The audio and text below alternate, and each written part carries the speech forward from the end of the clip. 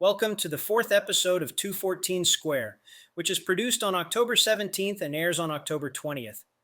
In this episode, we look at New York City, where the Democratic mayoral candidate now leads the race with over 50% in one poll. We will learn more about issue priorities for New Yorkers. In New Jersey, we see a tight race, and in Virginia, we will take a look at the demographics of the state. In the last chapter, we again look at the president's approval ratings by voter demographics. What do voters care about in this New York City mayoral election? The two top priorities are crime and the affordability of living combined with good jobs, each at 25%, followed by housing, which includes homelessness, with 16%. Then come police and city administration, which include the demand for fairer decisions, the fight against racism in the police, and the fight against corruption, with 7%. New York saw an increase in crime by a quarter since 2020. The number of New York residents living in shelters increased by 19% from 22 till April 24, also due to the lack of affordable housing. Affordability, which includes inflation, is a nationwide problem. Corruption was a topic in the city after city officials, among them Mayor Eric Adams, were indicted on bribery charges. The newest numbers show that Zohran Mamdani is far ahead in the polls, leading former Governor Cuomo by 24 points and Republican challenger Sliwa by 38 points. If today were the election, Mamdani would get the majority of the votes. In episode 2, I said that Mamdani would likely get 49% of the votes. He beats this by 3. Sliwa is 4 points better than forecast, while Cuomo is 6 points below the forecasted value. Overall, we can see that Cuomo couldn't keep the gains he got after Mayor Adams dropped out and Sliwa lost as well. In New Jersey, a new poll shows a tighter race again, 2 weeks after Republican Ciattarelli and his challenger Democrat Sherrill were only 2% apart. Mrs. Sherrill now has only 45%, followed by Mr. Ciattarelli with 44%. Whereas Sherrill was 5 to 7 percentage points ahead of her Republican contender in recent polls, her lead has now shrunk to only 1%. Now it's time to look at the demographics of Virginia. The state is one of the 13 founding states of the United States, and its official name is the Commonwealth of Virginia. Its capital is Richmond in the state's east. Over 17.4 million people live in the state. 8.6 million of them are men, 8.8 million are women. The genders are almost equal. The ethnic composition of Virginia shows that in 23, a bit more than 59% were white, while around 19% were African Americans. Hispanics make up 11% of the population, followed by 7% Asians and Pacific Islanders. The remainder are either biracial or Native Americans. We can see that, in comparison to the numbers from 2010, Hispanics now make up a larger part of the population, while the share of white people has shrunk. A look at the map shows that most Virginians live in the urban centers, the dark spots, specifically around the capital, Richmond, in the north, near the border with Maryland and Washington, D.C., and in the east around Virginia Beach. The following map clearly shows that counties with a high share of white citizens are mostly in the less densely populated areas, specifically in the west. Black citizens live primarily in urban areas and in the southeast. Hispanics have a less clearly visible tendency, except in the north of Virginia.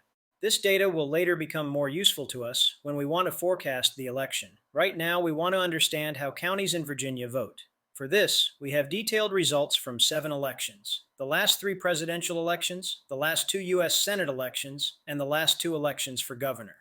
First, we look at how competitive some counties are. We find that most counties in the center are competitive, visible through the bright green. We filter this further and look at the map after coloring each county red, where the competitiveness was greater than 0.8 for Republicans or blue for values below 0.2 for Democrats.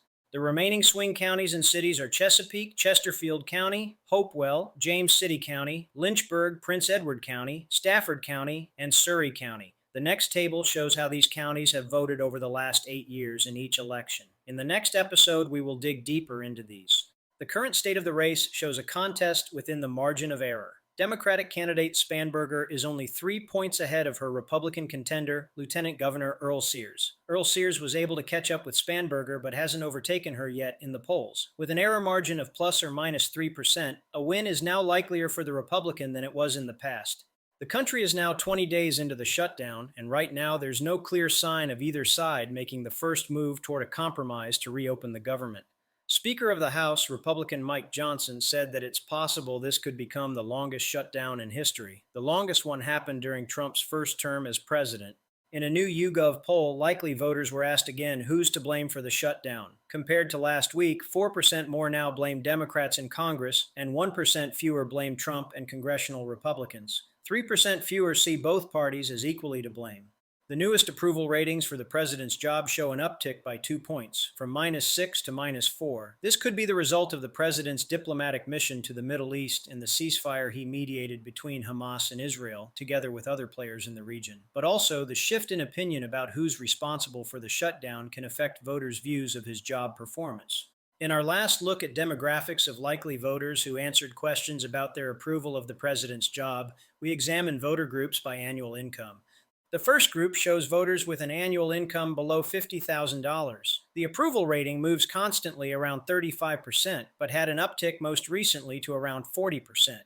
The next group, voters with an income between $50,000 and $100,000, shows a higher approval rating of around 40%. Unlike the lowest income group, the middle income group had a higher approval rating at the beginning of Trump's term, around 60%.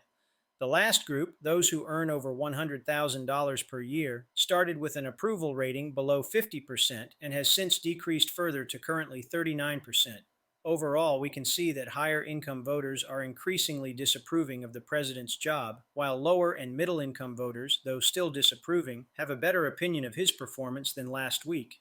In the next second-to-last video before the election, we will learn more about voter demographics in Virginia. You will also find out what issues are most important to voters in the United States, and we want to find out whether New York City's mayor has already been elected or if Mamdani loses momentum. Thank you for watching, and stay tuned.